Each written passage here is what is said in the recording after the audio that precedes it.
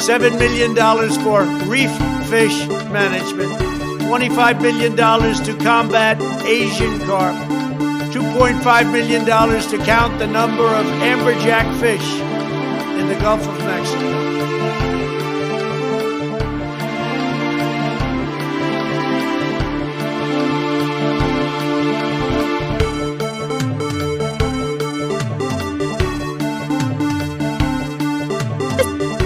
Sam, if I could just get this sentence out.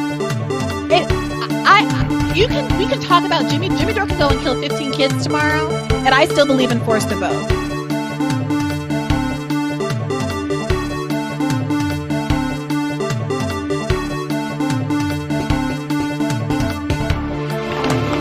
And by the way, you know, I sit on the stand and it get hot. I got hairy legs that turn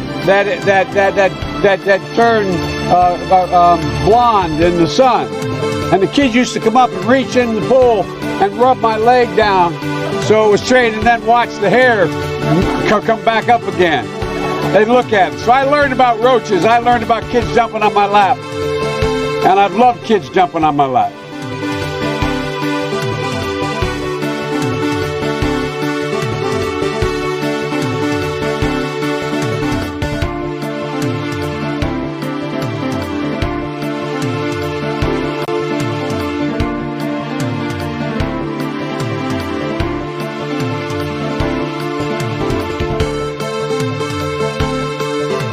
In case you don't know, and you haven't seen the latest polls, the American people hold the President of the United States in contempt. So, Brandon, I agree.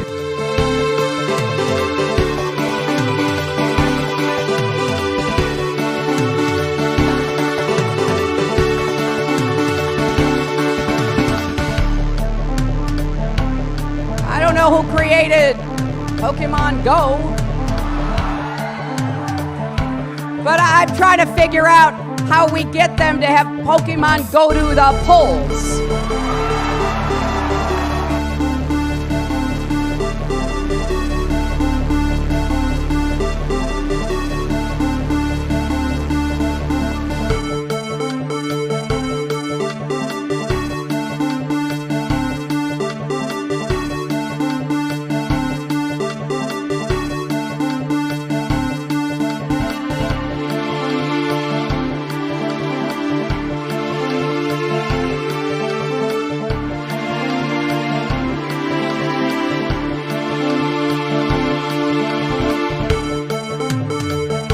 They had a very bad original concept.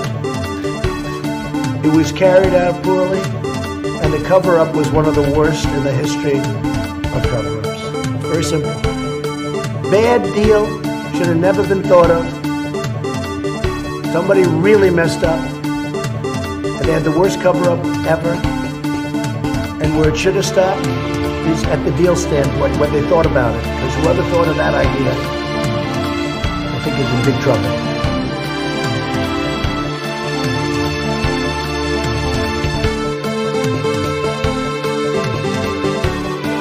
Well, you have to understand, the first time I ever heard of Black Lives Matter, they were chanting pigs in a blanket, talking about police. Pigs, talking about our police. Pigs in a blanket, fry them like bacon. Well,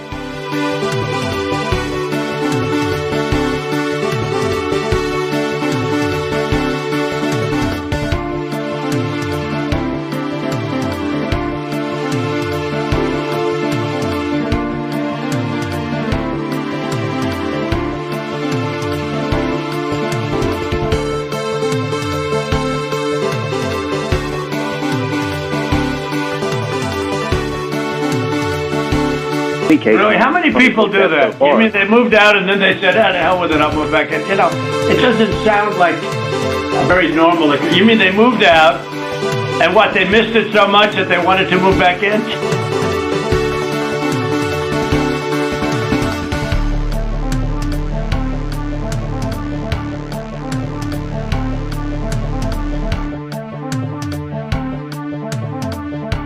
they're coming all over the place.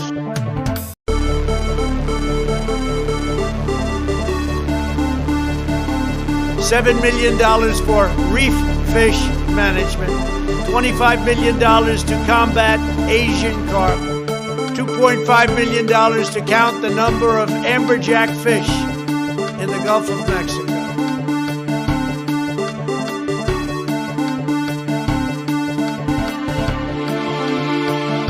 It is time for us to do what we have been doing, and that time is every day. Every day it is time for us to agree.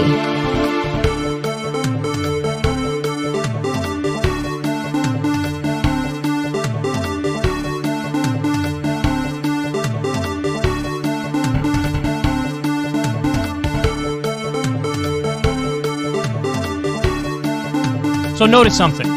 I defended him on his bad joke because I have standards and I have principles.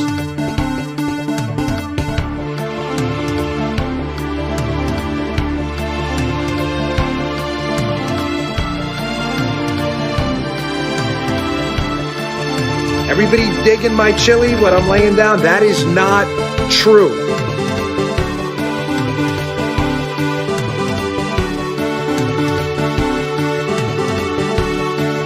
We hold these truths to be self-evident. All men and women created by God. You know the thing.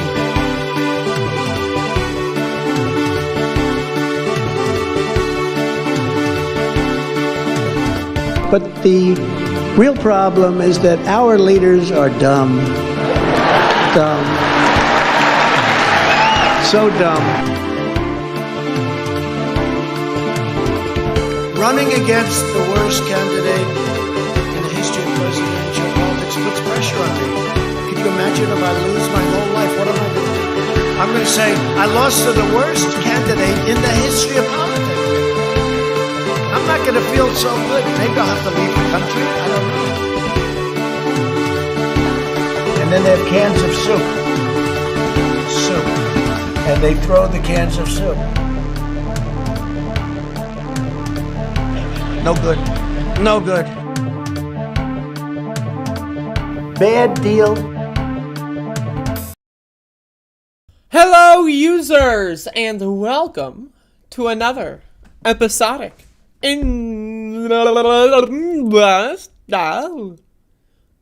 of Above It All. I've got a show here planned, doing a program today.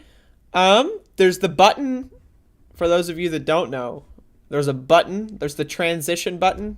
I'm going to take a photo of it. There's the transition button on OBS, and I love this button. Look at this. This is my favorite button. I mean, you got quick transitions. That's one thing, but then you can just press the transition button. I mean, it's great. I mean, thank you, OBS. Anyway, so we got a program here today. I'm doing a show. I decided to do a program. I woke up today. And then I thought to myself, you know what would be great if I did a show? So I'm doing this program. I decided at the behest of my investors, the various investors, and the board of shareholders in Above It All Industries, I decided I'm going to do a show today. I woke up, felt inspired, and so here we are. So, and I pressed the transition button, and I'm ready to go. So, we got doing a show today. I would like to real quick ask Mila in the chat if she could, like, you know, look something up on Twitter or Google, I don't know what, just go to another tab real quick. Don't look. All right, thank you. All right, you can come back now, Mila. All right, so I got a show planned. I don't know, man. I got a whole thing. But it's like every one of these stories is like, it's like another disaster. Like this is like, you know, another disaster after another. There's just so much. There's so much. Mila. Oh, Lord.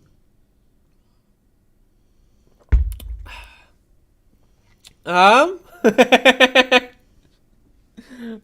bless. God bless.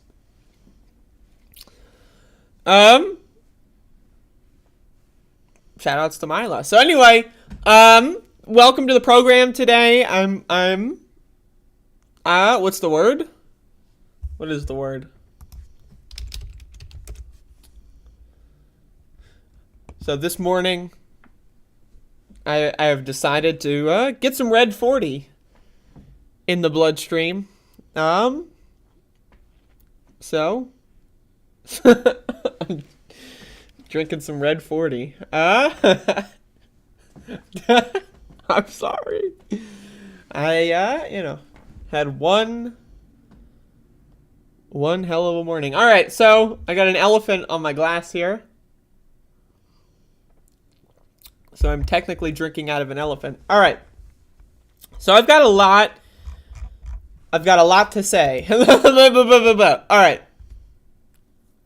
My paces, and I haven't had coffee, and I'm not even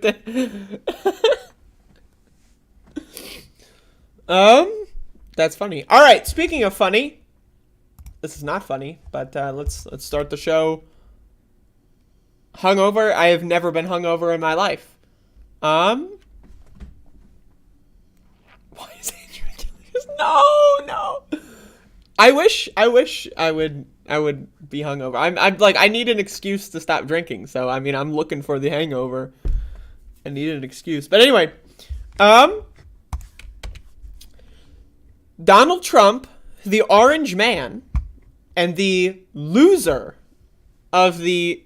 Oh, did they just use the 4 seasons? Hold up. Did they use the 4 seasons? Does anyone remember that? Where was this? Hold up. I swear to God, they had 4 seasons on here. Did anyone else see that? The video is just different now. I don't know. They had the 4... Anyway. Donald Trump, the orange man, loser of the 2020 election. Loser, just in general, he is a loser. He lost. He did not win. The winner would be Joseph Robinette Biden II, who is the current and 46th president of these United States. And so with that being said, the orange man lost. Donald Trump lost the election. Donald Trump is a loser. He did not win. He lost. But that said, in his mind, he's in another world. He's experiencing, some, I don't know. He's having some sort of something. Something's going on. And so, anyway, so recently there's been this big thing. Mo Brooks and Donald Trump, they had a very public breakup. And so Mo Brooks, formally endorsed by the orange man, then said, not so sure about the whole election thing. Maybe we should just focus on the midterms. Donald Trump heard that and unendorsed Mo Brooks. So Mo Brooks got unendorsed. And so now he's firing back. Former President Orange J. Mann repeatedly pushed GOP Rep. Mo Brooks of Alabama to rescind the 2020 election results, remove President Joe Biden from office, and redo the last presidential election. In several conversations last year, Brooks told ABC News on Wednesday, this is like the Republican version of force the vote. Like, you know how, like, Jimmy Dore and the dumb fucks think that, like, AOC can single-handedly force a vote to get us Medicare for all? This is the Republican version. Donald Trump thinks that Mo Brooks could just force the vote. Yeah, we could just force the vote, redo the election. What? And also, why would you need to redo the election if you won? Now, again, Donald Trump did not win. He lost. But if he is saying that he won, why would he need to redo the election? You won, bro, right? Anyway... So this is the Republican version of force the vote. Mo Brooks did not go along with these strategies. The word he used was rescind. Brooks said in a phone interview with ABC News describing what he said Trump first started telling him last September. We didn't go into the details of how it would happen because it's legally impossible. And I explained that fairly promptly. So again, Mo Brooks wore a bulletproof vest at the Ellipse when he was speaking before Donald Trump at the insurrectionist rally. Again, 14th Amendment Section 3 clearly states if you give aid or comfort to those engaging in an insurrection against the United States of America, that you are banned from office. Well, he gave both aid and comfort in the form of he was engaging in these conspiracy theories during January 6, 2021. He is legally and constitutionally banned from office, but Democrats are a little weak. They don't really care about enforcing the Constitution. Who fucking cares, right? So for whatever reason, it should say former, now currently sitting in jail, Mo Brooks wants to give a jail cell room interview. That's what this article should be. But it's not, because this country is garbage. So anyway, Brooks first disclosed his conversation with Trump in a statement released after Trump on Wednesday withdrew his endorsement in the Alabama GOP Senate primary. Now again, look at this one, okay? So Mo Brooks is like, maybe we should just focus on 2022. Maybe, just a little bit. And so Donald Trump hears about that, unendorses him, which by the way is hilarious. That's really funny. And then Mo Brooks is like, oh, well, he unendorsed me, so let's just like release the hounds on this motherfucker. Let's just give all the scoops. Like, talk about, like, man, like that is some really weak will there. So anyway, in his statement, Orange Man called Brooks woke and criticized him for suggesting Republicans move on from the 2020 election. Anything I disagree with is woke. Oh, you think Mega Man 4 is better than Mega Man 5? Obviously, you're woke. I don't know what to tell you, right? Like, you're woke. You think National Treasure 2 is better than the first one? Obviously, that's only something someone who's woke would say. You disagree with me on anything. You're woke. You prefer whole wheat to white bread? I got news for you. That's only something a woke person would do. That's woke, hashtag. Since he decided to go in another direction, so have I, Orange Man said. I will be making a new endorsement in I love the capital E. Endorsement in the near future. God damn. Brooks, who is one of Trump's staunchest conservative allies in the House and proponent of his unfounded claims of widespread election fraud. Now again, Donald Trump is the loser of the 2020 election. Loser. Has anyone heard from Bodan? I talked to Bodan a couple days ago on Discord. But that was a couple days ago. Okay, so did not give me a heads up about withdrawing his endorsement in the Senate primary, where he has lost ground to Katie Britt, a former senior aide to the retiring Sen Richard Shelby. In his statement Wednesday, Brooks said he told Trump the actions he sought to undo the election results were illegal, and that neither the U.S. Constitution nor the U.S. Code permit what he requested. Well, I've got news. Okay, I'm glad that Mo Brooks is looking at the Constitution. Because, again, Mo Brooks, in all of his actions, speaking on the ellipse, trying to overthrow the U.S. democracy when it comes to certifying the election results, he violated the Constitution, 14th Amendment, Section 3. I'm awesome. We're talking about the Constitution now. Thank you, Mo. So, 14th Amendment, Section 3 clearly states that if you give aid and comfort, or aid and or comfort, to those engaging in an insurrection, that you are banned from holding office, federal, municipal, state, anywhere in the country. You're not allowed to hold office. So I'm great. All right.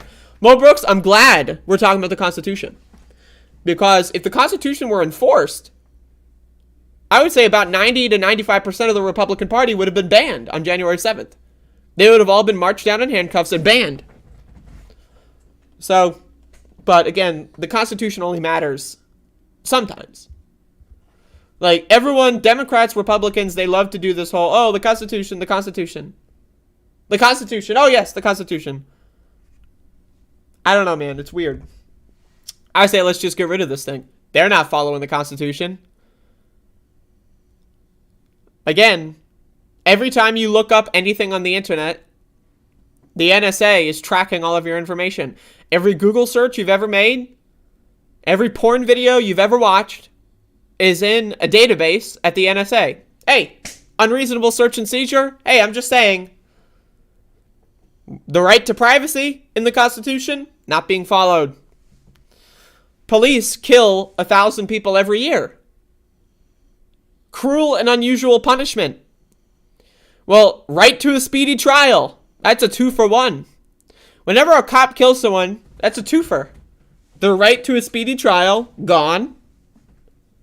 Protection against cruel and unusual punishment. Gone. I would say shooting a black man in the back of the head is pretty cruel and pretty unusual. So again, the Constitution in this country doesn't fucking matter at all. It's a suggestion. It's a piece of garbage. So I say, let's just get rid of it. Let's start from scratch. Make a new Constitution that people actually care about. That works for everybody. That's what I say. These guys are like, Constitution, bro. I like it sometimes. I don't like it the other time. You know. Goddamn Constitution. Anyway. So that's pretty funny that he's coming out and basically saying, like, Donald Trump was preparing for this in September. So, now, I might be incorrect. I might be misremembering the order of months on the calendar. Okay?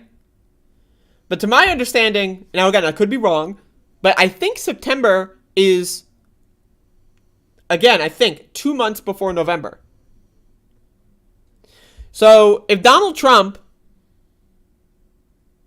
is talking about redoing the 2020 election in September, unless it meant September of 2021, unless that's what he meant.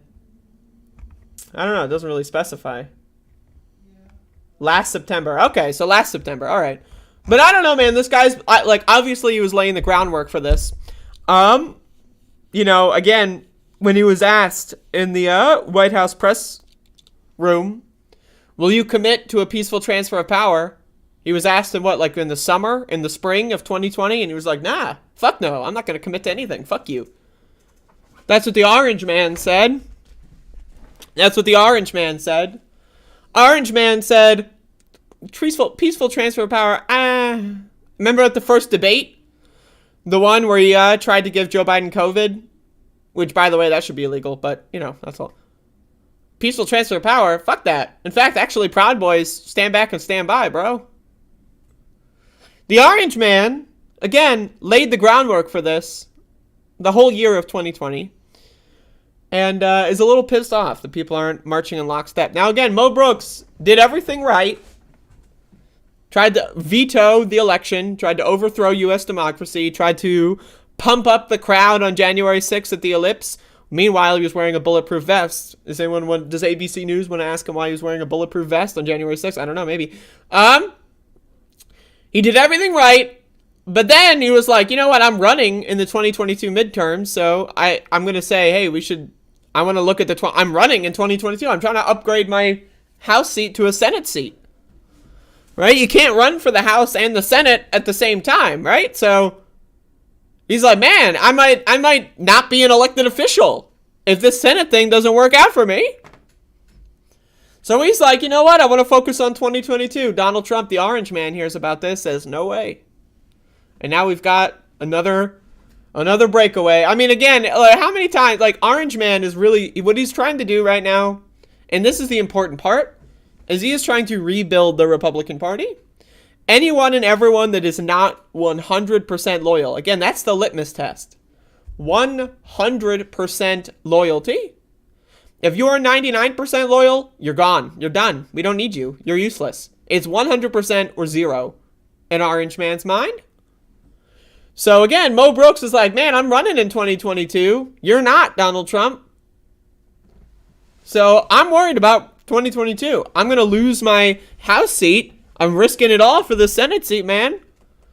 And then Donald Trump throws him out, chews him up, spits him out, just like everyone else. And that's the thing with all these fucking Trumpers. Is like, I don't know, man. Like it's a deal with the devil when you're trying to be Trump's bitch. That's a deal with the devil. He's going to throw you out eventually. He threw out Mike Pence. He threw out Bill Barr. Throw out Mo Brooks. So, what are you going to do? Goddamn Orange Man. Also, actually, real quick, I just, on the subject of the 2020 election, I'll just play this clip. Running against the worst candidate in the history of presidential politics puts pressure on me. Could you imagine if I lose my whole life? What am I going to do? I'm going to say, I lost to the worst candidate in the history of politics. I'm not going to feel so good. Maybe I'll have to leave the country. I don't know. Clips that have aged poorly for 500. Thank you. All right. Y'all, it is 10:26 a.m. on the East Coast. Now, I am currently not on the East Coast, but it is 10:26 a.m. on the East Coast. That is a fact. But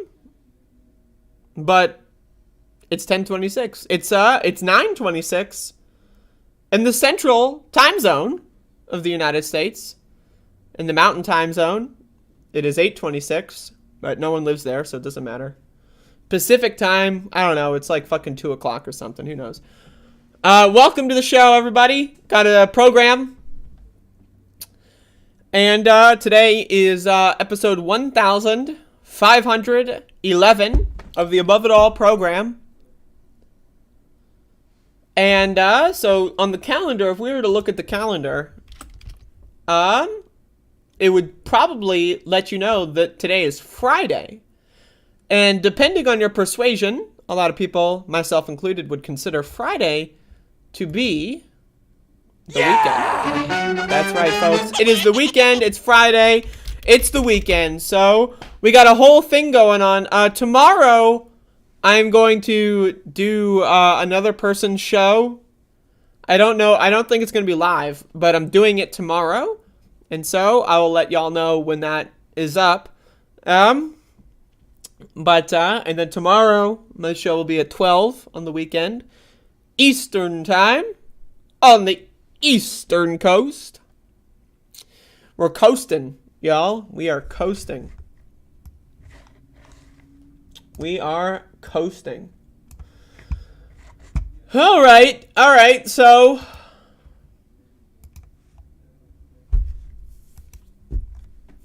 got some news here. You know what I mean? You know what I'm saying?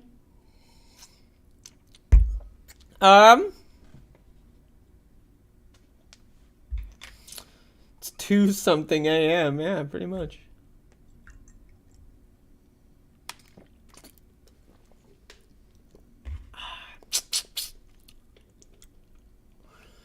So, I apologize if I'm a little slow this morning.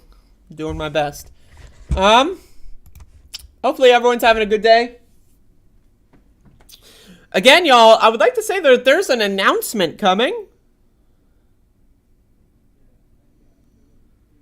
on the show. There's going to be an announcement coming. And so I'm just saying that. Andrea, when are you going to have Harvey K back on to talk about books? I'd love to talk about books with Harvey K. So this is how it starts. Mila comes into my chat, asks me. Then you gotta go on Twitter and ask him. And then that's the process. I love books. I got a new book recently. I haven't read it yet. It's a new book.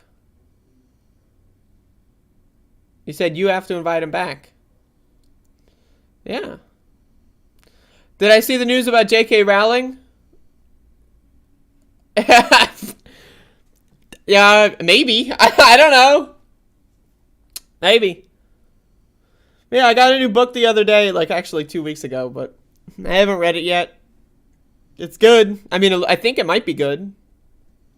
But I've been having a bad time with books. My attention span recently. But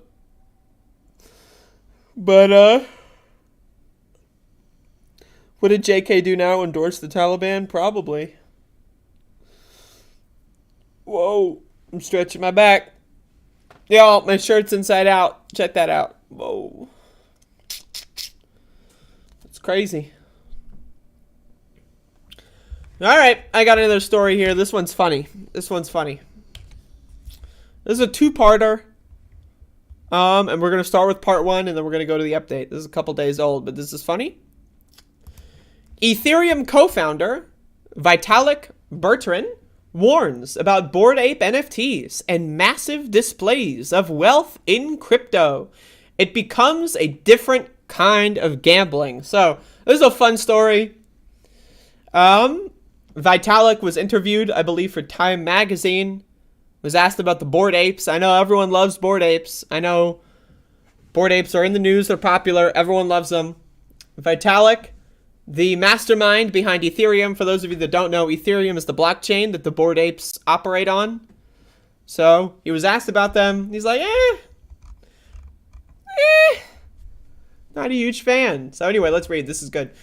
Vitalik Buterin isn't impressed with the expensive Bored Ape Yacht Club NFTs, which were built on the Ethereum blockchain that he co-founded. In an interview with Time magazine published on Friday, this is a week ago, but still, he shared his concerns about the massive displays of wealth, like the flaunting of pricey Bored Ape NFTs that had become inseparable from people's perceptions of cryptocurrencies. In my opinion, I think Bored Apes are garbage.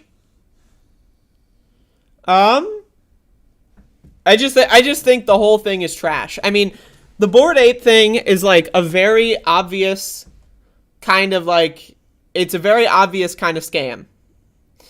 And I think pretty much everyone realizes that.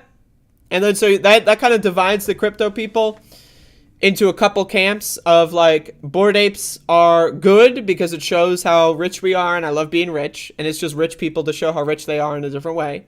And rich people are going to do that regardless.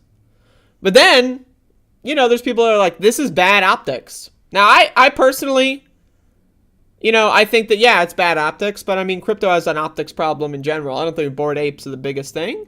I think a lot of stupid people are involved with cryptocurrency, but also a lot of really smart people are involved with cryptocurrency, right? And, you know, there's obviously a big backlash against NFTs because people, you know, there's a multiple faction thing, right? People, like, there are literally human beings that think Bored Apes are, like, the quintessential NFT, and they're not. They're garbage. It's like, you know, like, I would even go as far as to say every other NFT project is better than a Bored Ape because Bored Apes are, you know, they've been kind of usurped by rich people and rich people are garbage. But again, people that don't know anything about cryptocurrency see that rich people are hoarding their money in Bored Apes and they're uneducated. They don't know what an NFT is. So they just assume NFTs are Bored Apes and that they're like synonymous.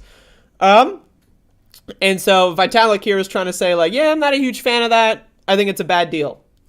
The peril is you have these $3 million monkeys, and it becomes a different kind of gambling, he told Time, of the virtual status symbols. Celebrities like Steph Curry, Jimmy Fallon, and Paris Hilton have bought Bored Ape Yacht Club NFTs. The floor price is about $280,000, and some have traded for millions of dollars. Bored Ape Yacht Club continues to be the top-selling NFT collection on the OpenSea marketplace. Buterin, one of the most influential figures in crypto, co-founded Ethereum in 2015 as a way to leverage blockchain technology. His creation has become a $1 trillion decentralized landscape, led in part by the boom in NFTs on the Ethereum blockchain. Blah, blah, blah, blah, blah, blah. In the interview, he also alluded to how crypto had been used since Russia invaded Ukraine in late February. Let's see these takes, y'all. One silver lining of the situation in the last 3 weeks is that it has reminded a lot of people in the crypto space that ultimately the goal of crypto is not to play games with $1 million pictures of monkeys. It's to do things that accomplish meaningful effects in the real world. Referring to the fact that a lot of people, again, there's a huge clusterfuck going on with the sanctions of the, you know, Russian people. For those of you who don't know, Vitalik is part Russian, I believe. And so people, a lot of people, again, like civilians, we're not talking about the government. We're not talking about the people involved in the war in Ukraine. We're talking about the civilians, the people that did nothing wrong, the people that don't deserve to have all of their money frozen from their accounts because Putin decided to be a jackass and commit a genocide, right? A lot of people in Russia and in Ukraine have been using cryptocurrency as a way to get around these sanctions. And that's a good thing. Now, that being said, right, because cryptocurrency is a neutral platform, there are going to be people that are using it, like oligarchs have tried to be using cryptocurrency. But I read a story a while ago that said that the oligarchs were attempting to use Bitcoin to avoid sanctions, but like they didn't really know what they were doing. And they kind of like missed the boat on it. So that's pretty funny. But anyway, but this story has an update. So that's part one. Part two. Ethereum creator, quote, I don't hate Bored Ape Yacht Club NFTs. So he said basically he thinks that the idea of rich people using them as status symbols is kind of cringy. That's correct. That's correct. Yes, it is cringy. And that NFTs should be used for things, helping people in general. The goal of his projects in cryptocurrency, again, I'm not trying to give a puff piece to Vitalik. He said a lot of really stupid things too. I'm just saying, this is a really funny story. So a lot of people pushed back on him. They were like, whoa, how dare you? And so he clarified his statements here. Ethereum creator, blah, blah, blah. One quote that has gotten traction on the social media regards the rise of the NFT market, which yielded some $25 billion in trading volume. The perils, according to Time, Virtual was referring to the Bored Ape Yacht Club, blah, blah, blah. And then he said, again, so people were yelling at him. And he said, I don't hate apes. I just want them to fund public goods. He tweeted in response to, again, so it's really funny. Public goods in the crypto space refers to open source technology and infrastructure that could potentially benefit anyone. He has discussed the topic at length and believes that Ethereum ecosystem should support initiatives that help push the space forward. So basically he said he doesn't like the rich people. Now again, keep in mind this guy's also a billionaire, so factor that into all this. He doesn't like the rich people flaunting it. He thinks that it's cringy that celebrities are going in, right? And he got a lot of pushback. And so now again, keep in mind, like his response is, I don't hate them. It's a good response because he clearly doesn't like them, right? But he just wants people to stop yelling at him. So he's like, all right, I don't hate them. Now, do I like them? No, but I don't hate them. And I think that that's entertaining. So, I just wanted to share the story. I think it's hilarious. Now, again, the Bored Ape people recently launched their own cryptocurrency called ApeCoin. It's gone up, I think, 1,500% in the last 2 weeks because it's only existed for 2 weeks. So it went from literally nothing to, whatever, it's like 0.1 something, it's up 1,500%. So that's pretty good. I hope they're having fun with all their money. But again, one of the things that I want to talk about here, though, with the reason why I'm covering this is because rich people in crypto are a problem. But yeah, rich people are a problem. Like, rich people everywhere are a problem, right? Like, rich people hoard art. Like, the most expensive paintings in the world are owned by rich people. Does that mean art is bad? No. Does that mean oil paintings are bad? No. Does that mean, Renaissance era paintings are bad because rich people have a lot of them? No. So, rich people are a problem. I don't think anybody really likes rich people. But then there's also, there's the rich person, and then there's the rich person that lets everyone else know how rich they are. And that's kind of the Bored Ape bullshit. It's the rich scumbag losers that love the idea of spitting on the poors. And yeah, they should be roundly condemned and mocked. And I think it's hilarious that the creator of Ethereum doesn't like them. And it's interesting. So I wanted to share that with y'all. Using a burner account to tell you you're hella fine. Whoa! 199 super chat, senior partner. Whoa!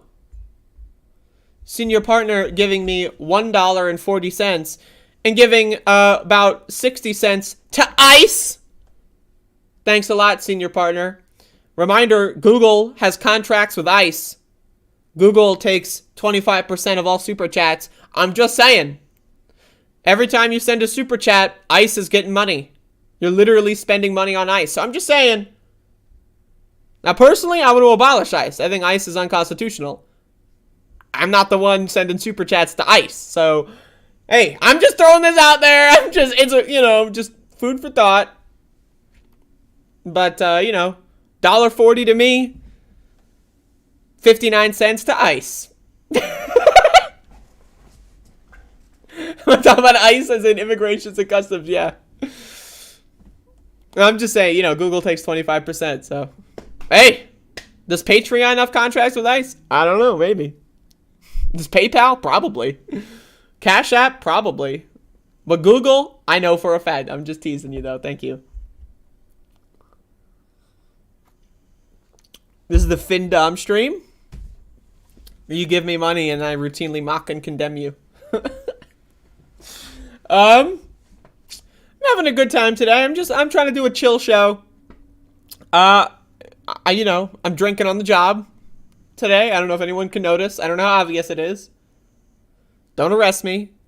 Yes, I know it's 10:40 a.m. I'm aware.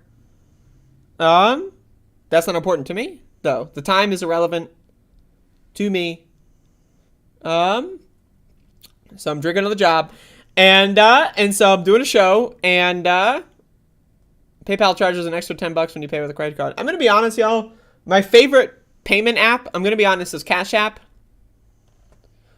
That's my preferred. I'm just being honest, right? Like, I'm allowed. If people are gonna give me money, Cash App is the best way to give it to me. Followed by Patreon, followed by PayPal. So,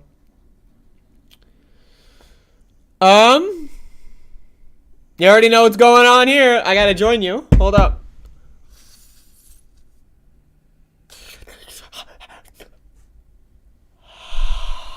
There we go. I just watered some, but not all of my houseplants. That's good news. Are you talking to me, Bilb? Am I single? Maybe. It's possible. Who knows?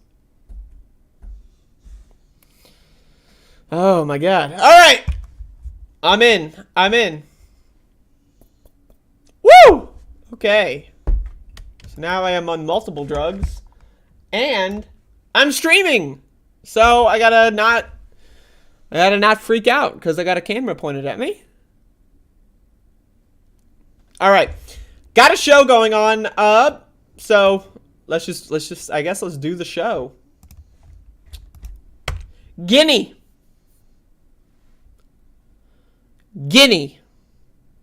You're thinking, who's Guinea?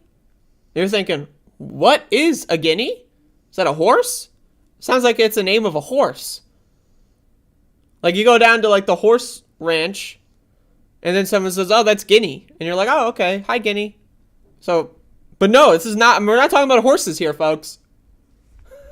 You know what we're talking about? Guinea Thomas. That's right.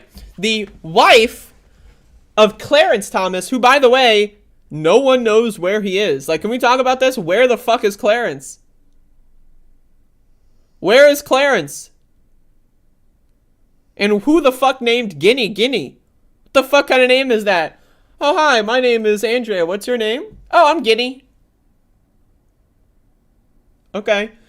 Guinea Thomas, Justice Clarence Thomas's wife, exchanged texts with Mark Meadows about efforts to overturn the 2020 election. So maybe a week ago, I covered a story where Guinea confirmed that she was at the Capitol on January 6th. I mean, we already knew that. She was photographed there multiple times, but she confirmed it.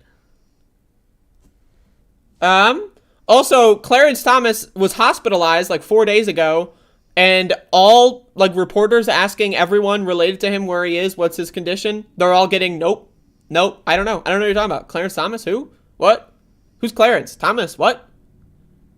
Oh, Supreme Court has 9 seats? No, it has 8. Clarence Thomas. I know who Guinea Thomas is. Clarence. I don't know who that is.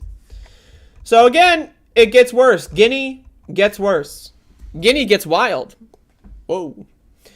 Virginia Thomas, a conservative activist married to Supreme Court Justice Clarence Thomas, repeatedly pressed White House Chief of Staff Mark Meadows to pursue unrelenting efforts to overturn the 2020 presidential election in urgent text exchanges in the critical weeks following the vote. According to copies of messages obtained by CBS News chief election and campaign correspondent Robert Costa and Bob Woodward of the Washington Post. Bob Woodward recorded in April of 2020 Donald Trump saying that COVID was a really big deal and that he is downplaying it. He said that. He said he was purposefully lying about COVID in April of 2020. Bob Woodward got that on tape, didn't release it for a year, put it in a book, and made people buy his book.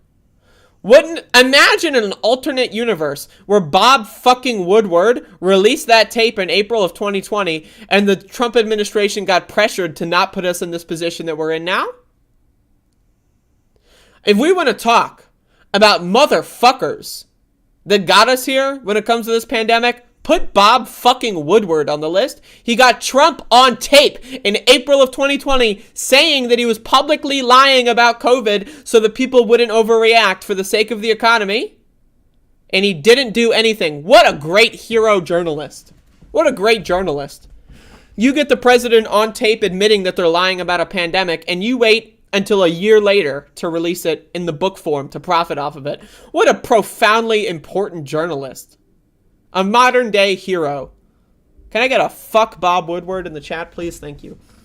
Those messages, part of the 29 total messages obtained, reveal an extraordinary pipeline between Virginia Thomas, who goes by Guinea, and then President Donald Trump's top aide, also chief of staff, by the way, during a period when Trump and his allies were vowing to go to the Supreme Court in an effort to subvert the election results. The messages, which do not directly reference Justice Thomas or the Supreme Court, show for the first time how Guinea Thomas used her access to the Trump's inner circle to encourage and seek to guide the president's strategy to overturn the election results, and how receptive and grateful Meadows said he was to receive her advice. That's Mark Meadows. That's my Mark Meadows impression. So I'm just getting advice. You know, Guinea's just texting me. She's just telling me, you know, what her opinion is. You know, just getting some advice. Among Guinea's stated goals in the messages was for lawyer Sidney Powell, remember that fucking witch, who promoted incendiary and unsupported claims about the election to become the lead and the face of Trump's legal team. Goddamn Guinea. This bitch is crazy. This bitch is fucking crazy. Guinea goes wild, folks. The messages were among the 2,320 text messages that Meadows provided the House Select Committee investigating the January 6th attack on the U.S. Capitol. The existence of messages between Guinea and Meadows, 21 sent by her, 8 by him. Man, talk about thirsty. Have not previously been reported and were reviewed by CBS News and The Post. Which Post? Don't know. The Post. They were confirmed by 5 people who have seen the committee's documents. To read the Washington Post article, co-written by CBS News' Robert Costa and Bob Woodward, click here. Oh, we gotta go on a fucking choose your own adventure. Oh, let's so go see what Bob Woodward's saying. Insert paywall, you gotta buy my book. Anyway, fuck Bob Woodward, he's a piece of shit, but he's a selfish piece of shit, garbage can man. Piece of fucking garbage. And I hope he rots in hell for the rest of his life. Anyway, Guinea, let's go back to Guinea. Rewind. Rewind. Guinea. So, Guinea, wife of Clarence, who, by the way, is missing right now. Don't know where he is. Guinea was telling Mark Meadows, by the way, chief of staff, hey, you know, this Q stuff is super important. You got to check it out. JFK Jr. is going to come back from the dead and snipe your bitch ass if you don't overturn that election. So I'm just saying. I'm just letting you know. Goddamn Guinea. Yo, Guinea is fucking crazy. I don't know what to tell you. Guinea is crazy. And also, I would like to say, where is Clarence Thomas?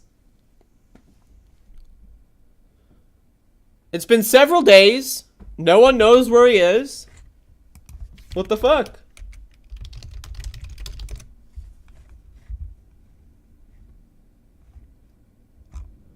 What the fuck?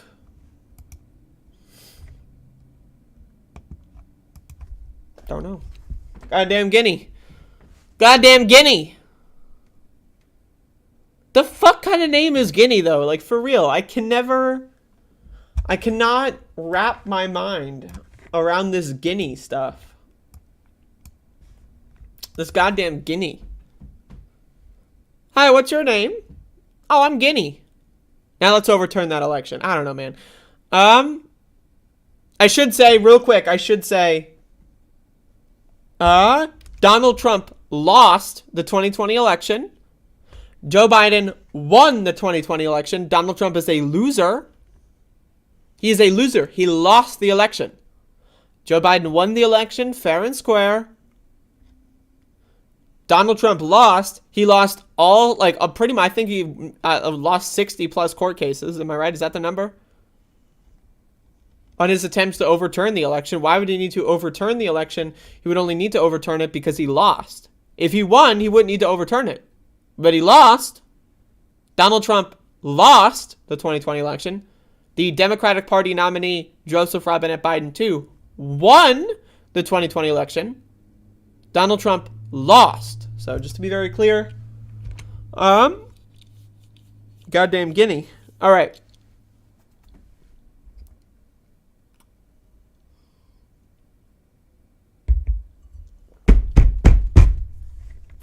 So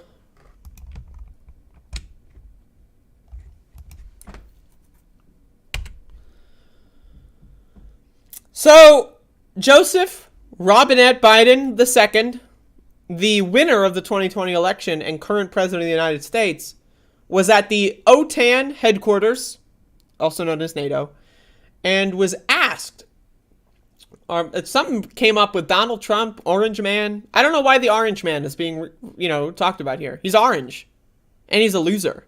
Donald Trump, again, is the loser of the 2020 election. He's also an orange man, and he's a loser. But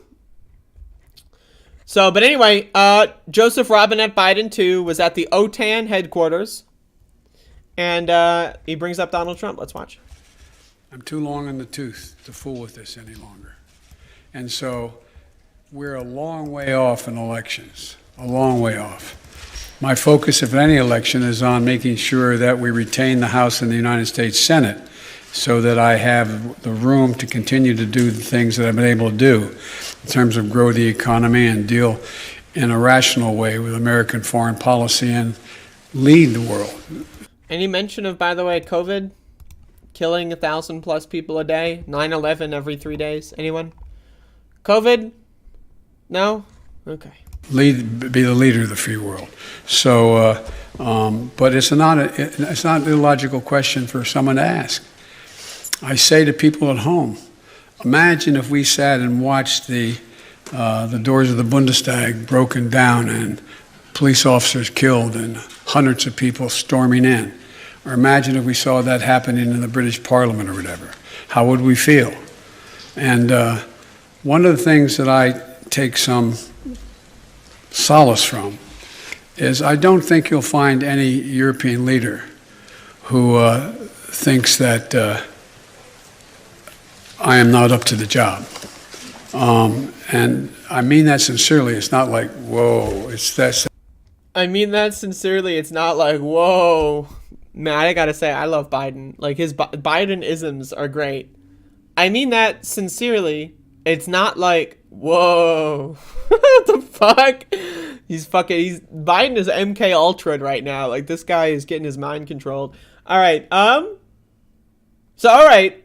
Now, I just want to say, if European leaders think you're up to the task, that's saying a lot about those European leaders. Like, if I am like someone in Denmark and I'm hearing from Joe Biden that everyone in Europe loves me, I'm going to think I don't know who the leader of Denmark is, but I'm going to think, man, my leader loves Biden? Whoa, that's a problem. Thinks he's up to the task? Really? It's like, whoa. I am not up to the job. And I mean that sincerely. It's not like, whoa, it's that. The point is that when the first G7. I'm sorry. What? What? I am not up to the job.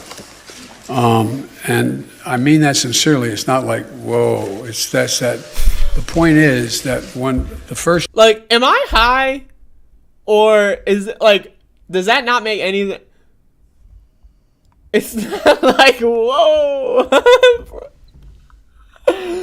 Goddamn MK Ultra. I'm saying it right now. I'm putting my foot down.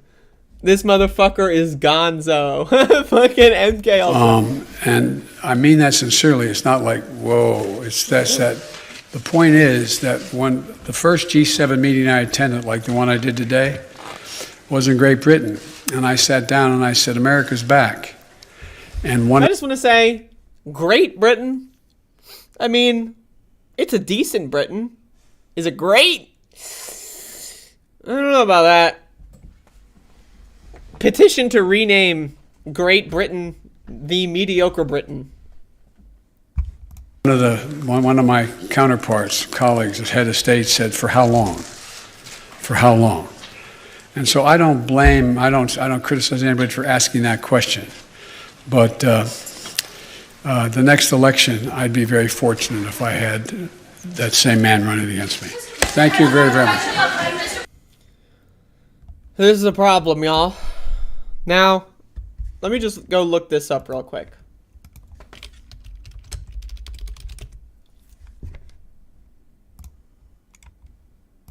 Let's look on Real Clear. So I'm looking on Real Clear.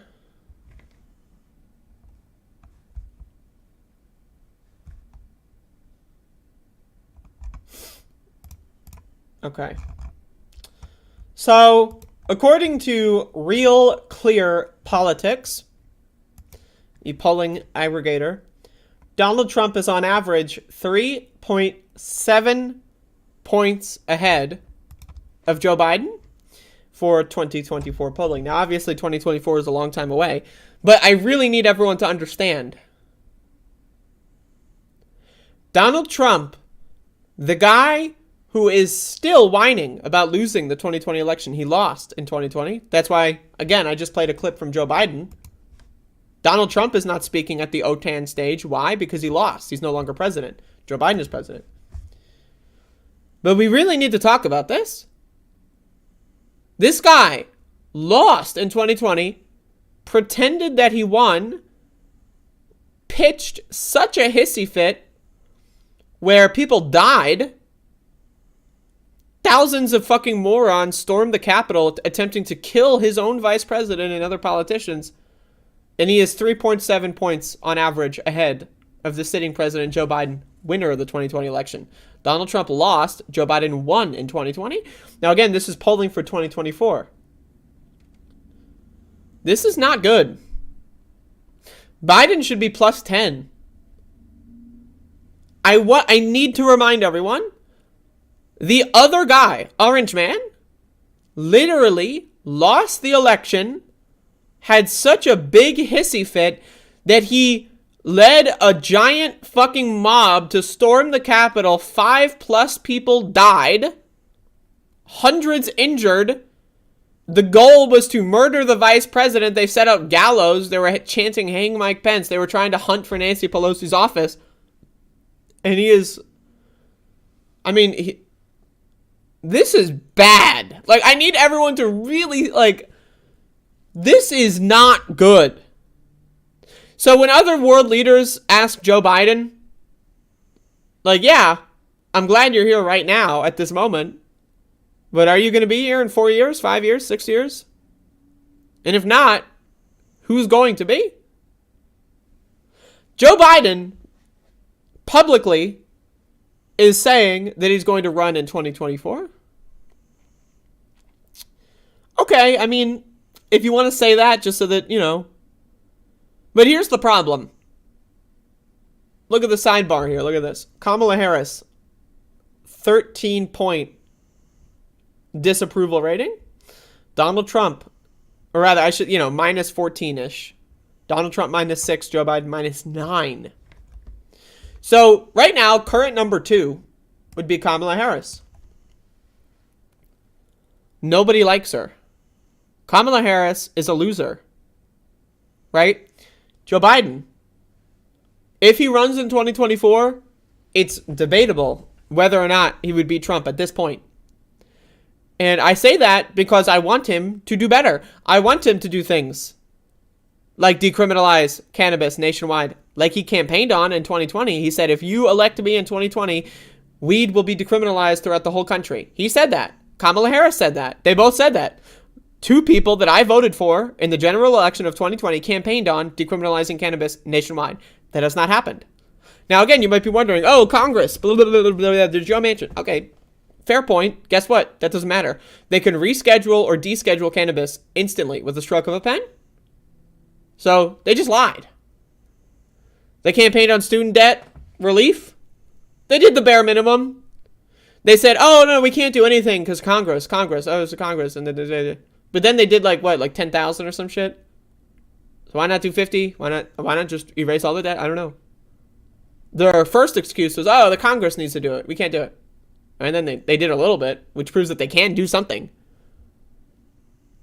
Like, is it in the Constitution that the president can only wipe out $10,000 of student loan debt and anything higher is constitutionally illegal? That's what the Constitution says? No, go fuck yourself. We know that doesn't make any sense. So again, the Build Back Better plan, the other thing he campaigned on, along with the $15 minimum wage, by the way, what happened to that fucking shit, right? But okay. He campaigned on Build Back Better. We're going to build back better. Apparently, now again, people love to tell me, Joe Biden, this is what the liberals were saying. When I was campaigning for Bernie, when I was knocking on doors in the primary for Bernie, the liberals were saying, you know what? Joe Biden knows how to run the Senate. He's a senator. He was born and raised in the Senate. He was the youngest senator ever elected when he was elected, and he spent most of his life in the Senate. He knows how the Senate works. Don't worry. He's got this. Apparently not, because Joe Manchin originally said he'd be for a $4 trillion social spending bill. In January of 2021, Joe Manchin, $4 trillion sounds about right. That's Joe Manchin talking. President Joe Manchin. Then Bernie Sanders was like, how about 10 trillion? We really, our country's kind of fucked up. And so 10 trillion, honestly, is not enough, but I'm willing to present this as a plan. Then Joe Biden was like, let's meet in the middle. Right? No, it was like Joe Manchin was like, well, how about 1 trillion? Well, you said 4, but okay. And then Joe Biden was like, let's meet in the middle. 3.5 trillion. 3.5 trill. Hell yeah. It's like, whoa. So then, again, I want to remind everyone the timeline here. Then Joe Manchin gave a private memo to Senate Majority Leader Chuck Schumer saying, I'm only going to do 1.75, nothing more.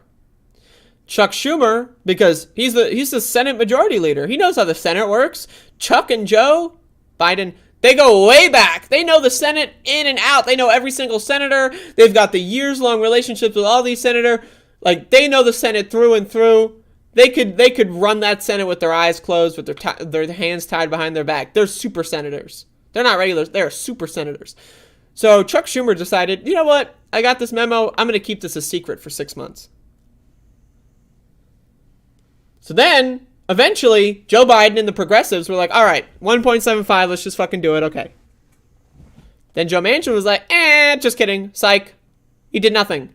Build Back Better's dead. RIP. So again, I want to be very clear. And Joe Biden in this statement says he's going to do everything he can to keep the United States Senate. Is he? Is he really doing everything he can? Is he really? Who thinks that I am not up to the job. And I mean that sincerely. It's not like, whoa, that's the point. So again, I say this because, in my opinion, if the Republican Party takes power, it's going to be the world's over. That's my opinion. I could be wrong. We'll see. I think if the Republican Party takes the presidency or takes the Senate in the midterms, we're fucked. And not in the good dick way. We are fucked. Okay? I want Joe Biden to do everything he can. I want him to pass Build Back Better. I want him to decriminalize cannabis like he campaigned on. I want him to do the things that he said. I personally think if Joe Biden did everything he said he would do and nothing more. Now, again, I'm a communist. I'm an anarchist. I am as far left as you can get. But in my opinion, I think if Joe Biden literally just did what he campaigned on, I feel like he would be able to coast to a re-election. I do. I genuinely do. So I don't think I'm being unreasonable when I say Democrats should at least try to do what they campaigned on. You know what I mean? Like, do I want Biden to give us Medicare for all? To defund the Pentagon, defund the police, defund the health insurance industries, defund the real estate industries? Would I love that? Absolutely. Nationalize oil and gas, nationalize the energy sectors, nationalize energy production. Would I love that? Absolutely. You know, new public, would I love all, like, you know, bullet trains across the country so I could get to California in 10 minutes? I'd love it. But I know that's not going to happen. So I say, let's hold up Joe Biden to the standard that he set in the Democratic Convention of 2020. The standard that him and his party got into a room and put forth. The Democratic Party platform of 2020. I say, let's start there. Because if they did that, I think that they would be able to win in 2022. Maybe in 2024. So I don't think it's unrealistic or unreasonable to ask Biden to do what he did. And right now, there is no reason why anyone should plan on a Biden White House in 2025. There is no reason why anyone should plan on a Democratic Senate in 2023. As of this moment, I'm ringing the alarm bells. I'm saying right now, as of this moment, okay, March 25th, 2022, still there are primaries going on in a lot of places. Vote for the best candidate in the Democratic primaries. Rule number 1. Then, I know, even if the fucking motherfucker wins, the bad motherfucker in Democratic primaries, I know, I understand, I fucking hate it too, I get it. But in my opinion, and this is just my opinion, I vote blue no matter who. When it comes to House and Senate, right now, the idea that a Republican majority is even feasible in either the House or the Senate is horrifying to me. As a trans person, the Republican Party has literally, basically openly said it's open season on trans people. We're going to kill them all or die trying. I'm going to say, hey, yes, the worst Democrat, Joe Manchin, horrible guy. I'd rather have Joe Manchin than, you know, a Republican. I'm just saying. But again, we need to be pushing as much as we can, electorally and non-electorally. You know, I didn't mean to turn this into like a huge speech, but I mean, like, my God. It's like, whoa. It's not like, whoa, it's... What the fuck? What the fuck even is that, man? I don't even know what that is. Anyway. We'll see how it goes. We'll see how it goes. I'm drunk, so bear with me.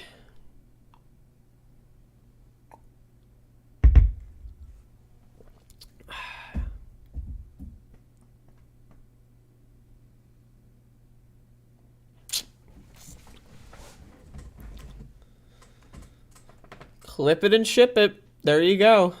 667 days, 2 hours, 52 minutes until the United States goes full fascist. There you go. Not like, whoa, it's... Goddamn. All right, so in the words of Joe Biden, it is true. It is not like, whoa. That's factual. That's true. So it is, in fact, not like, whoa. The United States of America, you know, decent country. It's okay. Yeah, it's actually not that great. But anyway, so the United States of America is going to take 100K Ukrainian refugees, sanction more Russian officials, defense companies. I, like, hurt my finger somehow. I don't know. The U.S. will welcome up to 100,000 Ukrainians and others seeking to escape from Russia's invasion. In my opinion, the door should be open for Russians as well. That's my opinion.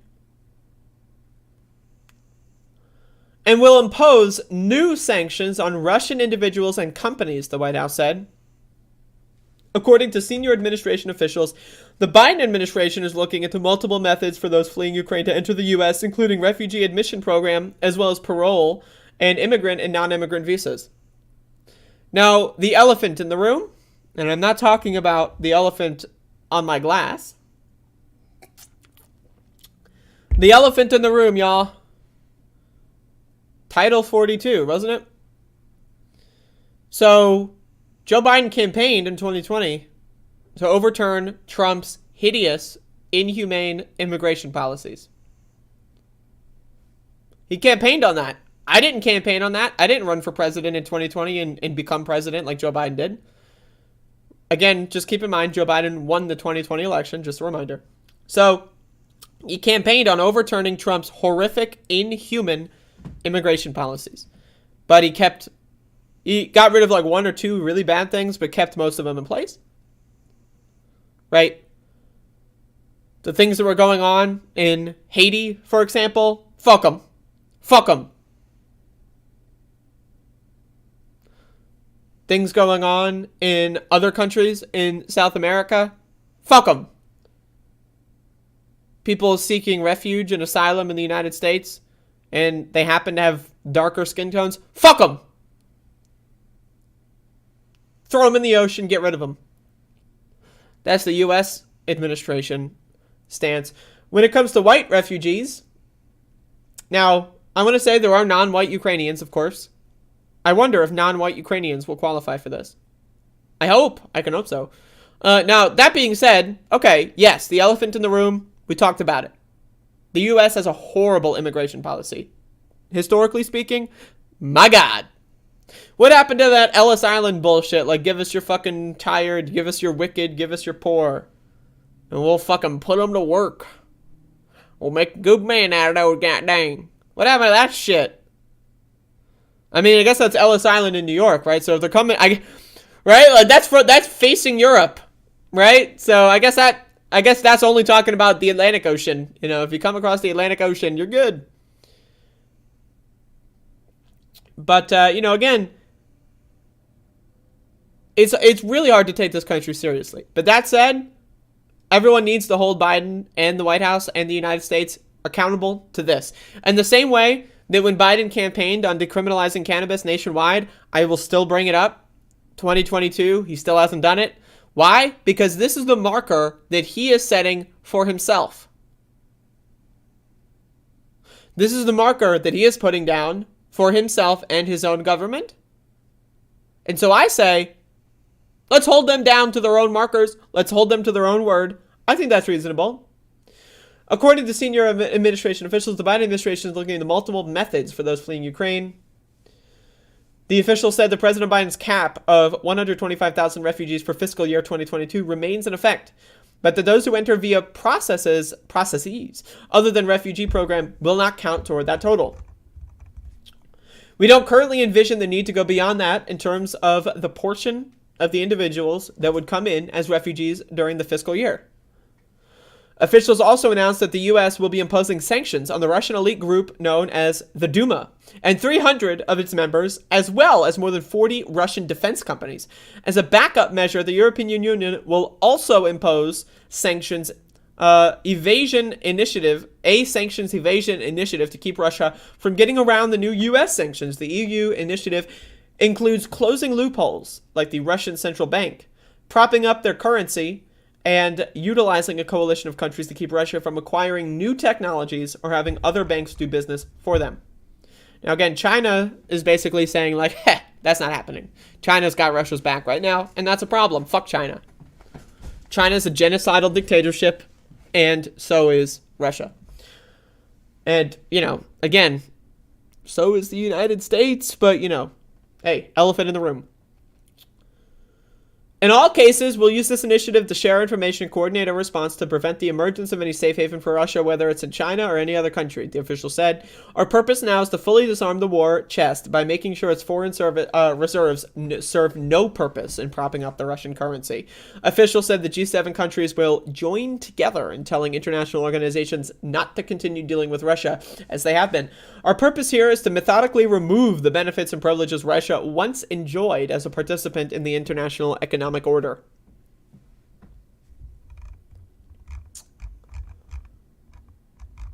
So, again, is it good that they're bringing in refugees? Absolutely. I hate to be this person, but I'm going to say, all refugees matter. Yes, we need Ukrainian refugees. We need Haitian refugees, Syrian refugees. The United States of America needs to live up to the principles outlined on Ellis Island's little plaque.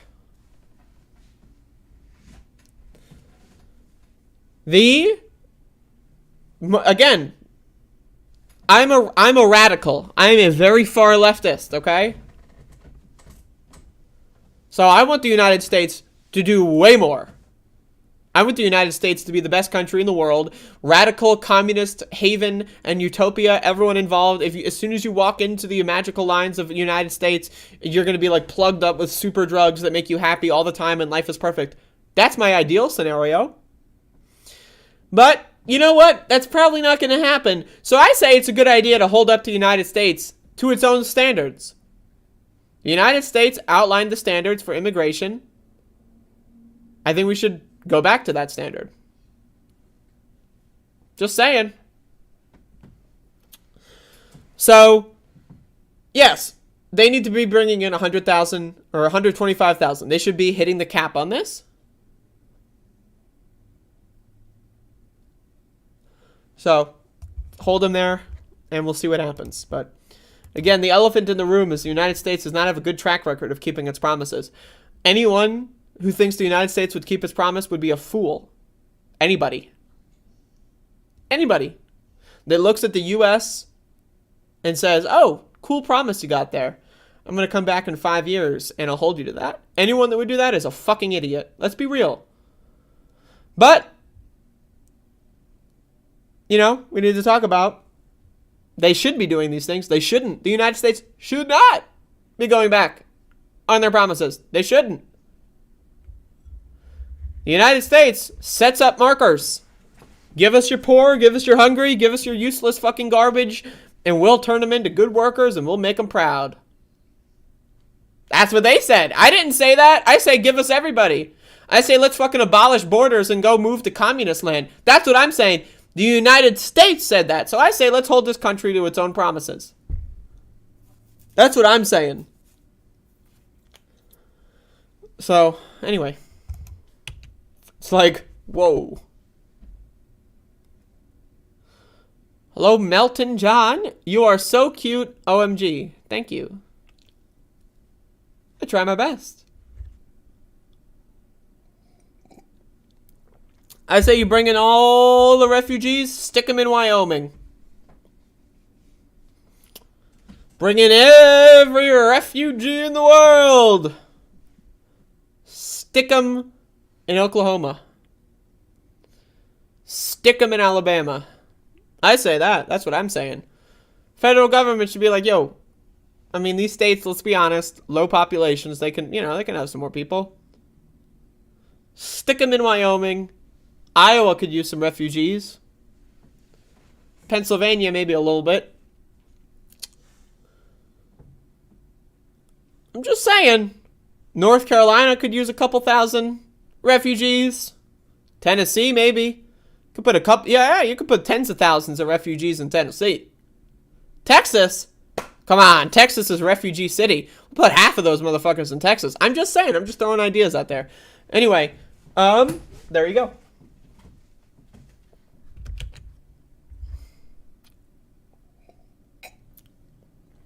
I think Russian refugees should go to Alaska, too. It's right there. I mean, they gotta just cross the border, bro.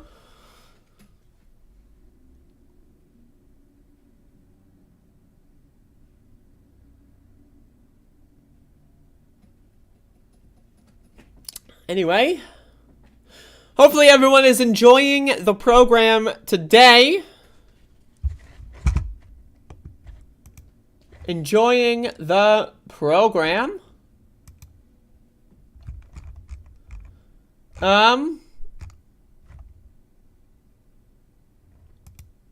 So I've got a program,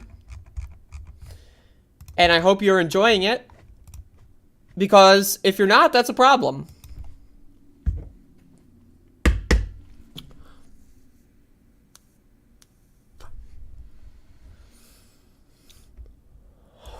I mean, yeah, if you're a pro-Putin fucking moron, go to Russia. We'll trade. Y'all, You know what day it is? It's Friday. You know what Friday is? The weekend! Yeah! It's like, whoa! Am I right? Am I right, fellas? Up top. Whoa.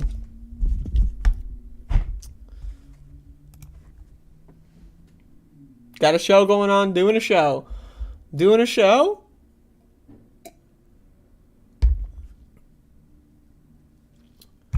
All right.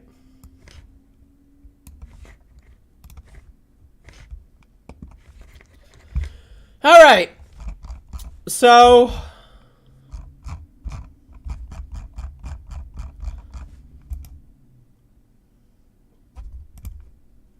this is some crazy stuff we're going to be getting into. I know I'm doing this again. But like, this is some really crazy fucking shit.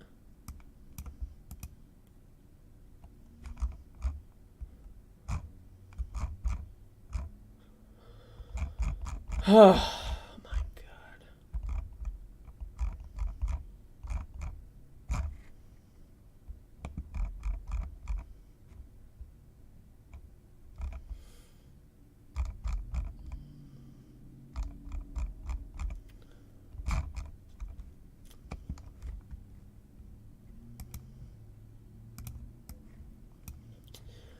Okay, so I'm going to get into this little thing here. Ukrainian tank scoop. I have not. All right, so I want to talk about the dumbest of the dumb, the motherfuckers. I want to talk about some motherfuckers here. Really bad motherfuckers. So, yes, I know, we're going to be doing it again. We're going to be talking about this fucking little trust fund baby prick. Okay. So Jackson Hinkle is at it again, folks. So yesterday, I played a clip of this guy on his show saying that Putin's invasion of Ukraine has prevented more deaths than would have otherwise happened. So the 15,000 estimated Russian soldiers that are dead, you know, 16,000 Russian soldiers would be dead if Putin didn't launch an invasion. I'm sorry. That's what he is claiming. He's claiming Ukraine would have gone into Russia and killed 16,000 Russian soldiers if Putin didn't launch the invasion. Because Putin's defending himself, right? Logic.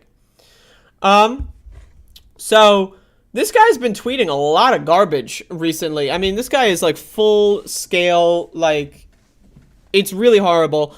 So he says here, imagine what the U.S. response would be if Russia set up 26 biolabs in the U.S.-Mexico border in which they were funding bioweapon programs with dangerous pathogens. This motherfucker, bioweapons, man. What is this guy, like fucking Wesker from Resident Evil? Bro, the guy's making bioweapons? Like, motherfucker, this isn't a PlayStation game. Again, Jackson Hinkle in 2003... would have been like, yo, gotta go in. Saddam Hussein, he's got weapons. Mass destruction, bro. Gotta go in. We gotta go in, kill 1 million civilians, because they got weapons of mass destruction. Weapons of mass fucking destruction. What don't you understand? What, do you love Saddam Hussein? What do you, what do you love Saddam Hussein? That guy's crazy. We gotta go in there. He's got bioweapons, biolabs, there's bio everything. This guy is a fucking moron. This guy is a fucking moron, but again, there's more. So there's reports. I'm going to read this story intersected here. 300 people were killed in Russian airstrike in Mariupol theater, Ukrainian authorities say. Now again, the people that really wish they could suck Jackson Hinkle's dick, but aren't, you know, remotely attractive enough to do so, would probably say that this is a false flag. I mean, that's what he says, right?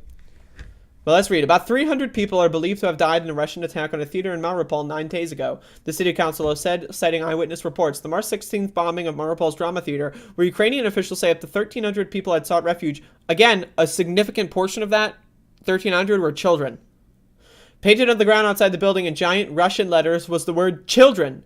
The message, large enough to be viewed from the sky, was scrawled near a public square. Russia has denied its forces hit the theater, claiming instead that the Azov Battalion, the Ukrainian army's main presence in Mariupol, blew up. Now again, it's important to understand the Azov Battalion is a neo-Nazi battalion. That said, They are in the Ukrainian National Guard. They're about 2% of the Ukrainian National Guard, and they are currently stationed at Mariupol, defending Mariupol from Russian invaders. So again, now, if you are a Putin apologist, you're going to say, oh, false flag, the Nazis killed their own people. It's possible, right? It's possible. I mean, they're Nazis, right? You know, Nazis are bad. But also, you need to understand the Azov Battalion, highly nationalistic Nazis. They love Ukraine. Why would they murder 300 Ukrainian civilians, a lot of children? I'm not sure. Right? I would need to see evidence. Extraordinary claims require extraordinary evidence. Right? What we do know is that Russia has been airstriking Mariupol and a lot of eastern Ukraine for about a month now. That's what we do know. It's on video. You can just look at videos. So, again, extraordinary claims require extraordinary evidence. If you want to say the Azov Battalion jacked a Russian plane and bombed the Mariupol theater, I'm going to need to see some evidence of that. But what would be counter evidence, right, is that, oh, well, the Azov Battalion, not doing so well. So again, I want to be very clear. 300 reported dead in an area where there were mostly children. So now this comes out, and now again, the sources here, this is what's going on Twitter. This could be disinformation, who knows. Azov suffered its biggest losses today, this is yesterday, to date, and no longer exists as a cohesive unit. Announcement from Mariupol any minute. Head of the DPR, that's the Donetsk People's Republic, the made-up country, Putin's little made-up country, Denis Pushilin and State Duma deputies, already there. Happy tears, it's over. So what they're claiming is, all right, denazification complete. So Putin went in to Ukraine to kill all the Nazis. All right, good job. Sure, you might have killed 500 kids. Sure, you might have blew up a maternity ward. Sure, you might have displaced 2 million civilians. Sure, you might have destroyed millions of workers' businesses and jobs, and now millions of people are dying of starvation. Whatever. You killed the Nazis. Job done. The theory of AI or whatever, where it's you tell an AI to tie your shoes, but it doesn't understand. The AI is thinking, oh, I'm going to tie the shoes. It doesn't understand that your shoes are on your feet. You've got bones in your body that cannot bend to any direction. So the AI will use the robot apparatus to grab your foot, rip it off, right? Your foot will be ripped off of your body and then tie your shoe as you're bleeding out. You know that idea, right? It's okay, well, you tell them to do something, you don't give them all the rules, etc. So anyway, they went in denazification. They killed all the Nazis, so they should leave, right? They went in because NATO said that Ukraine was going to join NATO. Zelensky said that's not going to happen. OTAN said that's not going to happen. So they're not going to join OTAN. The Nazis are gone. Mission accomplished, right? The special military operation, huge success, right? Well, here's what Jackson Hinkle has to say. The Russian people have again liberated Ukraine from the cancer of Nazism.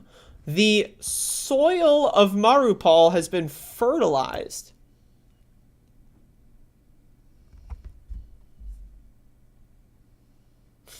Now again, that's some blood and soil shit.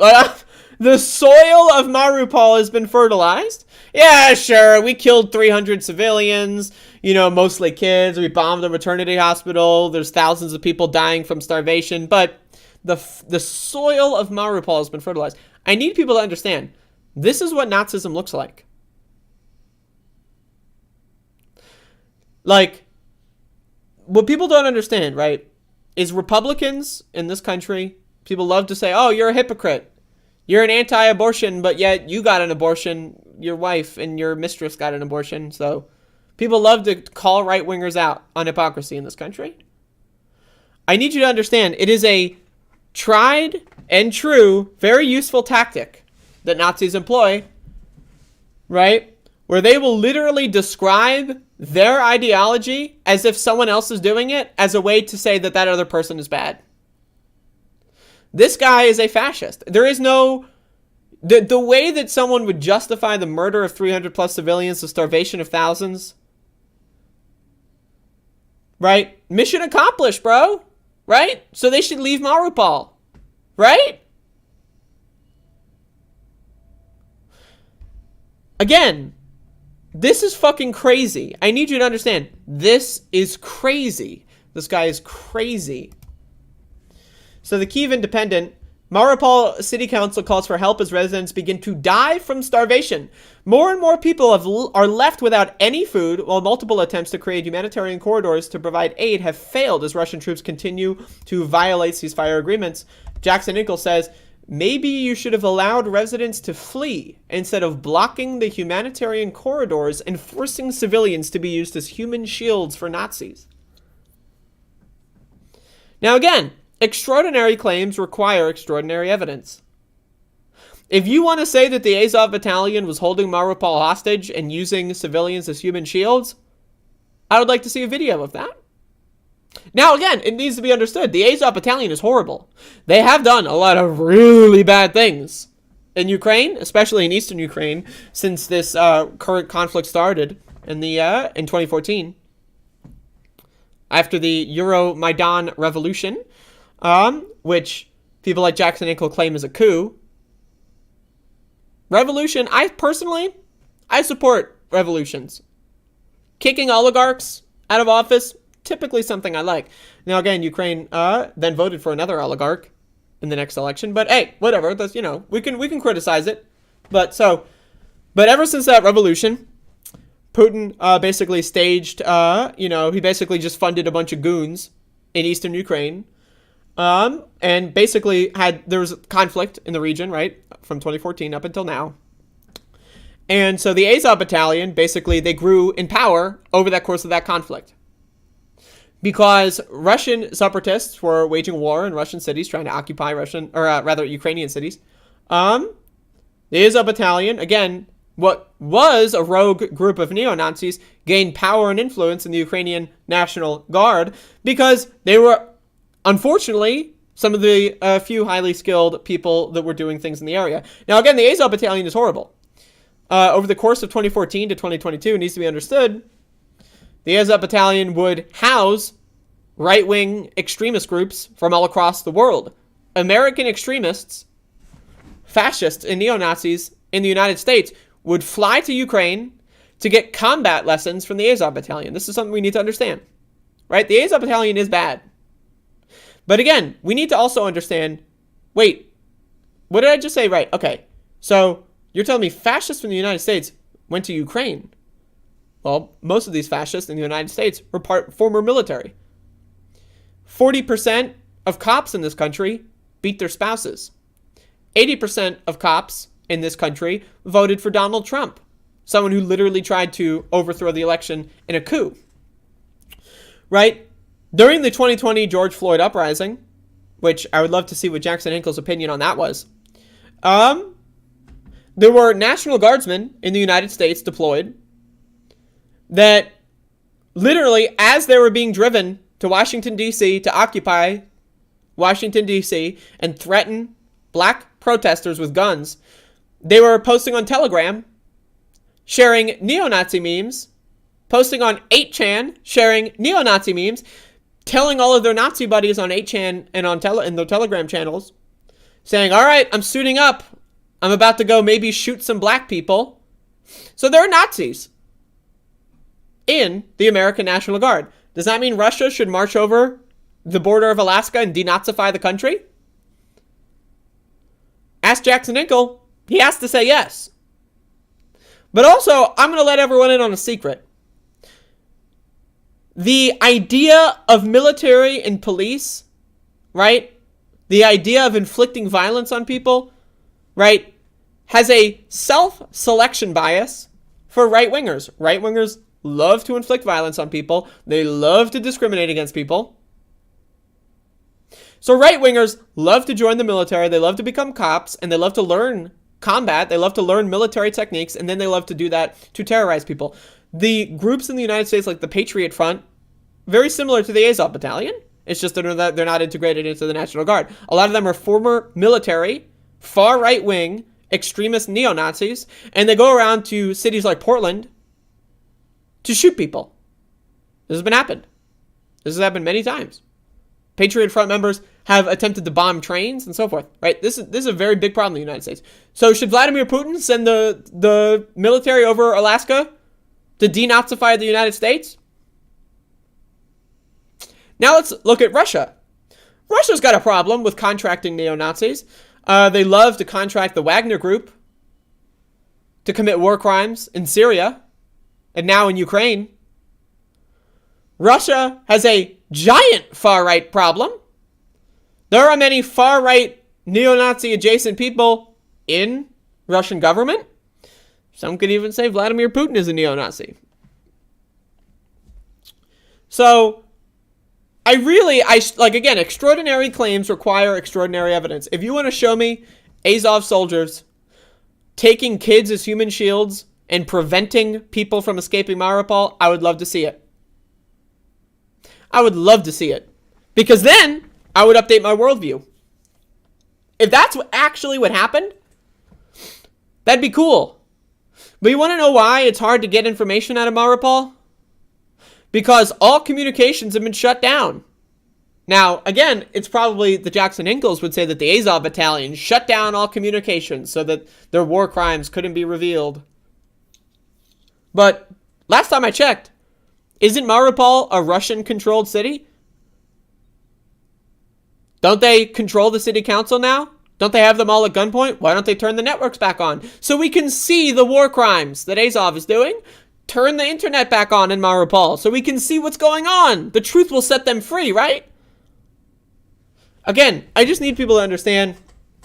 I know I'm beating a dead horse. I know people in my audience don't care about this guy. But this guy's a problem. This guy is a problem.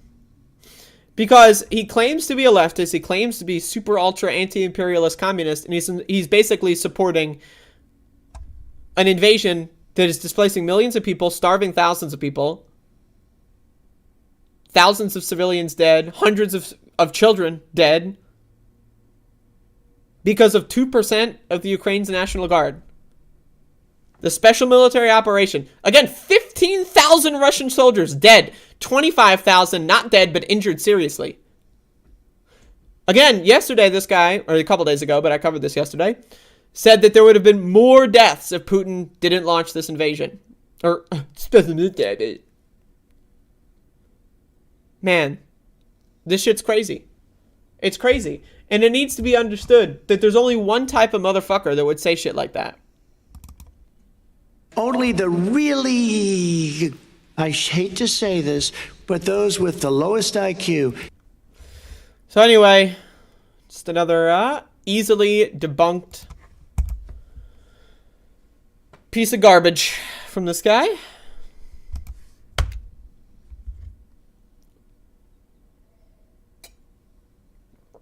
Nazmul, you're a fucking moron.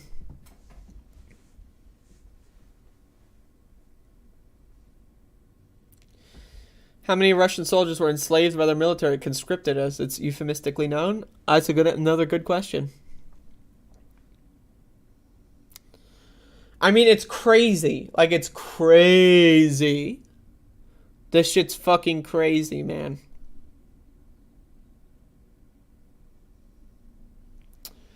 Fucking crazy. Anyway, that's the show. It's the weekend, so, yeah! It's the weekend. Y'all, thank you for watching. If anyone has any questions, comments, or concerns, feel free to let me know. Hopefully today's show wasn't too bizarre.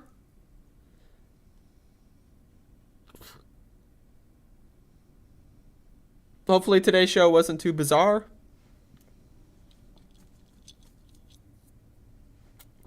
Might have been bizarre. Give me a rating. 1 to 10. You can't say 0, even though you want to.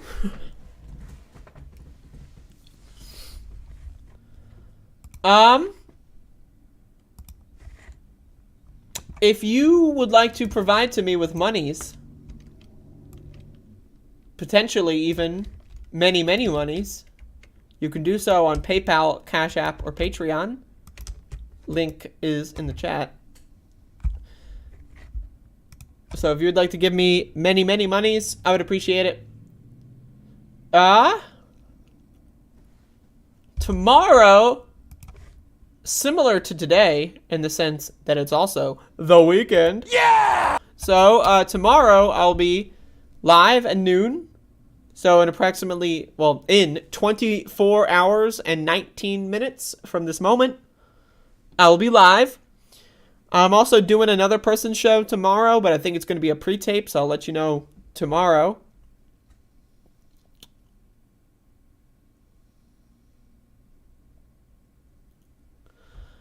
But yes, so that's the show.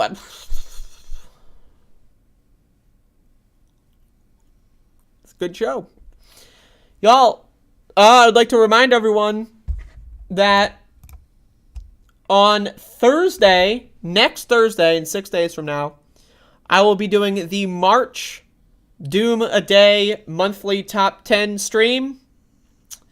So for those of you that don't know, I launched a project for this year where I'm going to upload and have been uploading one Doom speedrun per day. And every final day of the month, I'm doing a top 10 runs that I uploaded throughout the month. And so on Thursday, next Thursday, I will be doing that stream. I will pick out the top 10 runs that I posted this month, and I will do a live stream of watching the runs and giving live commentary on the runs. So that should be fun, and be sure to tune in. And so again, also in April, there's going to be some new programs coming. Some new programs that will be coming. So tell your friends, tell your family, tell everyone you know. Next Thursday, live stream a Doom a Day top 10 for March. And then Friday, aka April,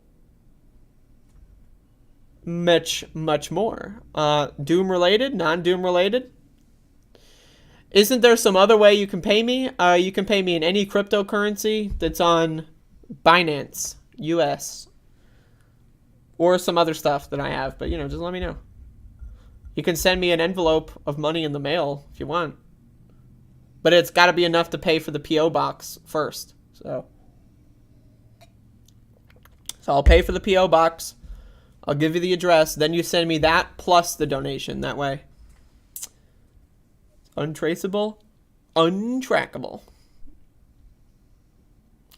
I'm announcing new programs. Jackson Inkle will be announcing new programs. We are not the same.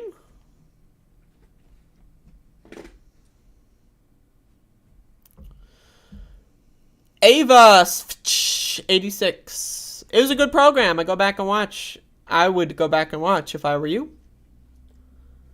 But anyway, I'm just chilling. So if anyone's got any more questions, comments, or concerns. But once again, folks, it's the weekend. Yeah! So there you go.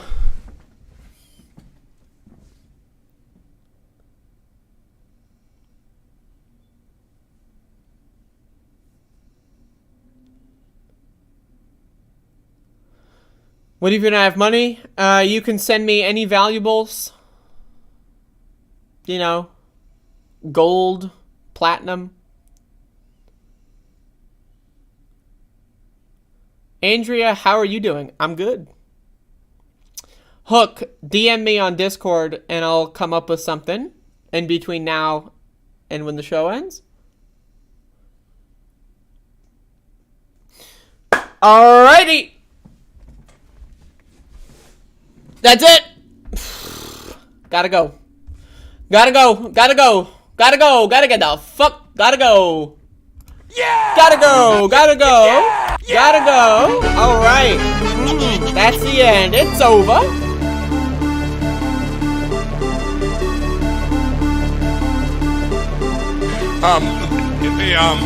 But it's a class action lawsuit against all machines.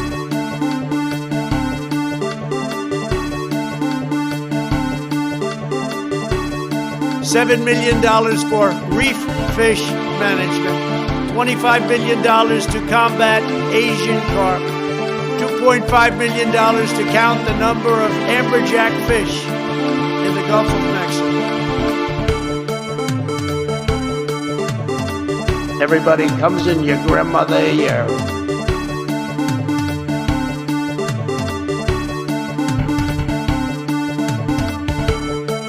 all of a sudden we can't talk about Neanderthal DNA anymore.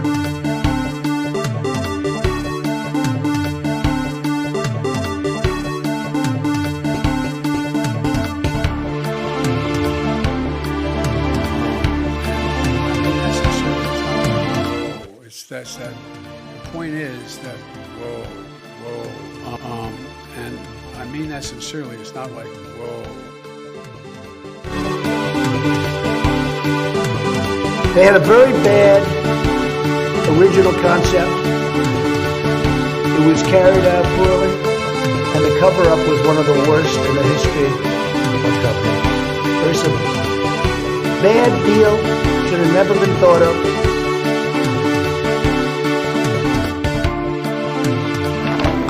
And by the way, you know, I sit on the stand and it get hot. I got hairy legs that turn blonde in the sun. And the kids used to come up and reach in the pool and rub my leg down so it was straight, and then watch the hair come back up again. They'd look at it. So I learned about roaches. I learned about kids jumping on my lap. And I've loved kids jumping on my lap.